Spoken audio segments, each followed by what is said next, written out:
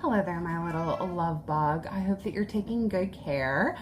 I am going to today tell you about the classics I would like to read in 2024.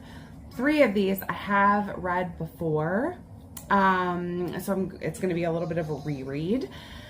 And then the other 8 I have not read. So kind of going with, one of them is quite large.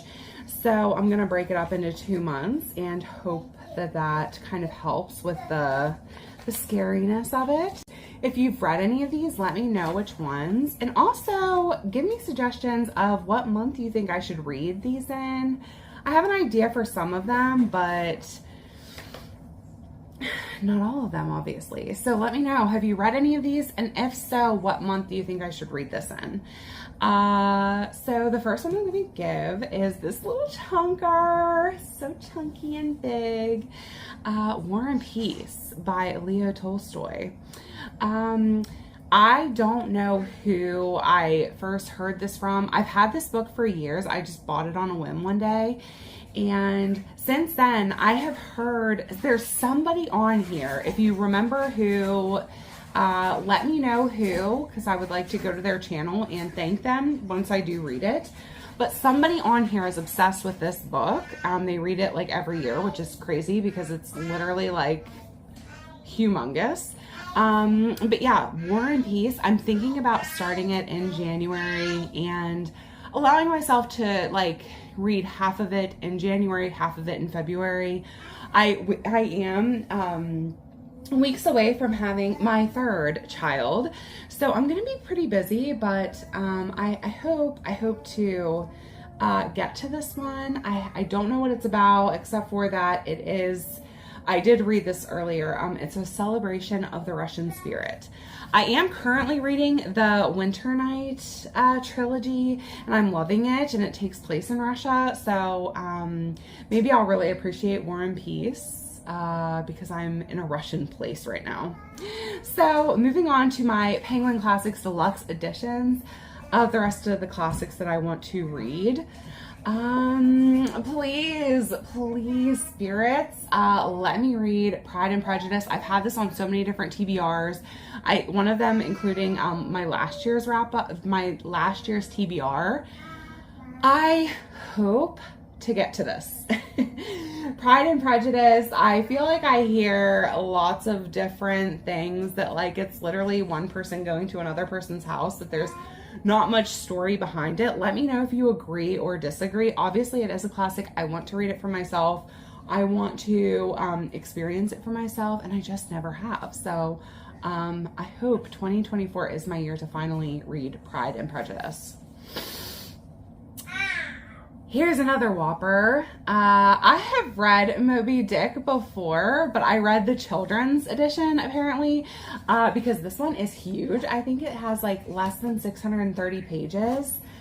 It's humongous. So again, this might take me a minute to get to, but I really, really want to. What I love about these Penguin Classics is how floppy they are, number 1. Number 2, the illustrations on them. They're all just so different. Really lovely artwork on all of them. And 3rd, not least, I love the deckled edges. I just love that. It's just supreme to me. So yeah, I'm hoping to get to Moby Dick in the year of 2024. I really love that copy. So please may I read it. I'm thinking that may be a cool like summertime read, just because it's like sailing. I don't know. This is one that I have read before. I haven't read this since 2018 when I bought it, and I really wish that I would have annotated. That's why I'm hoping to get into annotating, because I just so much wish that I would have annotated like what I loved about it and really taken notes. But Jane Eyre, I'm ready to return to it. I remember really loving it, and I'm excited to reread this in 2024. This is another one. I read I think I might have read this one first and then Jane Eyre, but Wuthering Heights, I am so ready to return to this one. I know I really love this one. I forget which one of the two I loved more. I think it might have been Jane Eyre, but I do remember really loving Wuthering Heights. Look at Heathcliff on the back. He's just so moody. The illustrations in these are just, look at that. Look at that. I'm so excited to reread this in the year of 2024. This is one that I haven't read, but I'm obsessed with the color. I'm obsessed with the cover. I'm just so excited. Emma by Jane Austen. I've actually heard that people prefer this one over Pride and Prejudice. So I don't know, maybe I'll get to this one first, well, before I get to Pride and Prejudice, but I don't know, who knows? I just love this orange. I don't know if I have any other orange books on my bookshelf, but I am so in love with this. And when a book is just beautiful, you just really want to love the story, but do not get me wrong. I will have these books on my bookshelf for the rest of my life, whether I like them or not. Just because the books are so stunning, and they are classics, so I hope to keep them for the rest of my life and then pass them down to whichever of my children appreciates books the most. So please let them be readers, because I just am obsessed with them and I just want everybody to appreciate them. So yeah, moving right along. The Secret Garden.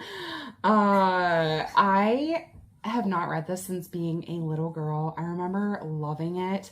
We do plan on this spring starting a garden, like a food garden. I would like to do a flower garden, but I am not very garden savvy. I'm going to try my best. But to get excited, to get myself in the mood, I hope to, in April, get to this one. I just am hoping that it gets me like excited and ready to get outside. And I love this version because it's the Penguin Threads edition of Penguin Classics, and it's literally like, I don't know what the heck they did with it. I don't know if it's like sewed. It kind of looks like it's sewed, but I don't know. But I am so in love with this. I also have the version, the hardcover version in there from when I was actually a girl. My mom bought it for me, and I'm never going to get rid of that either.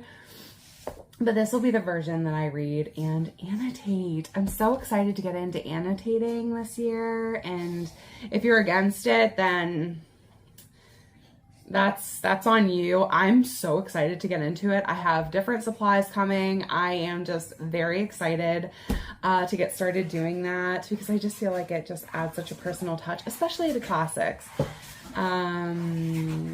So yeah, especially like if my kids do get into them, like one day they'll see like what it meant to me. And so yeah, okay. So On the Road by Jack Kerouac. This was on my 2023 TBR that I really wanted to get to. And it was actually a different version that I held up, and I have since replaced it with the Penguin Classics Deluxe Edition.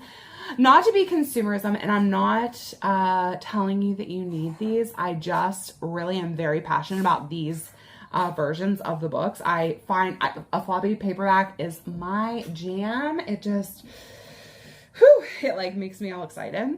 So I definitely love these. So if you've never seen them before, please let me introduce them to you.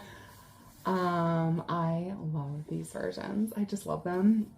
But this On the Road one is so cool. Like it's like comic strips. I just think it's so cool.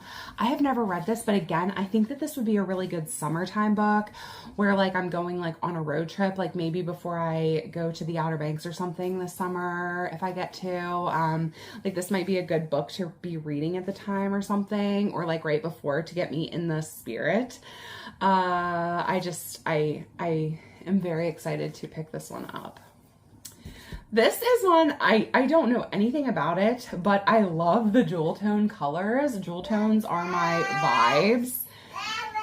Mrs. Dalloway by Virginia Woolf. I have never read anything by Virginia Woolf, so I am particularly excited. This is just a little baby one. Like I think there's less than 200 pages. Yeah, it's really short. So I'm very, very, very excited to get to this one. I don't know what's going on here. She's sitting up on a rooftop looking in a vanity. So I don't know what this is about. Looks like, does it take place in London maybe? Looks like it, but I could be wrong. I don't know. I just think it's stunning. I think it's stunning all around. I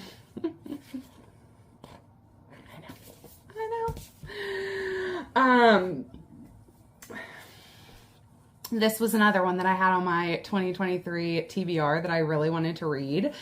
So One Flew Over the Cuckoo's Nest. I haven't gotten to it. I didn't get to it this year, and that's okay because now I can get to it in 2024. So, yeah, this is one that I really also want to get to. Obviously all of these I want to. I'm just really excited about this one. It seems like weird and kind of goofy. I don't know. I can't tell you what it's about. Last but not least, this is another one that I see me reading like in the summertime. Let me know if you agree.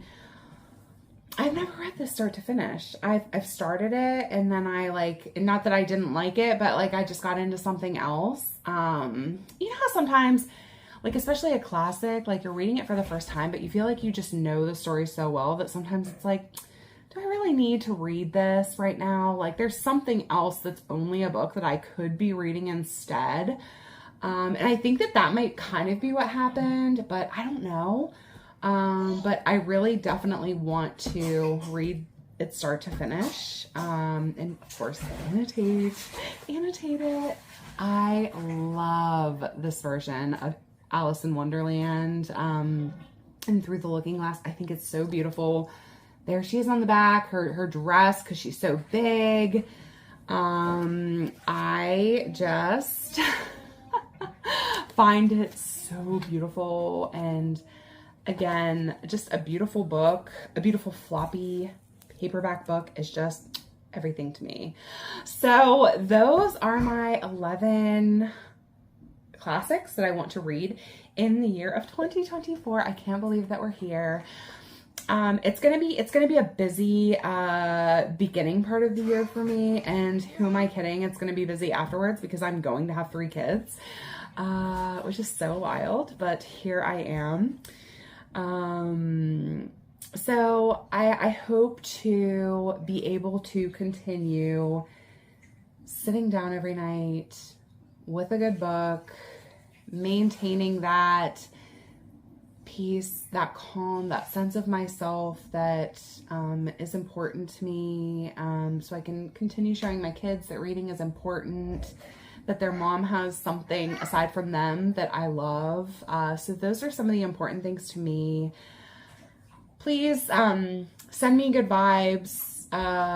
Wish me luck in the new year to be able to read these. It's gonna be busy. It's really gonna be a trying time. So wish me luck. I wish you luck. Do you have classics on your TBR for the year of 2024? Do you do that? Have you read any of these? What's your favorite if you have?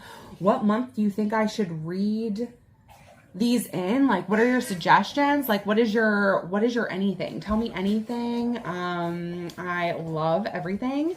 And yeah, thank you so much for watching. I hope you take good care. I will see you in the next one. Bye.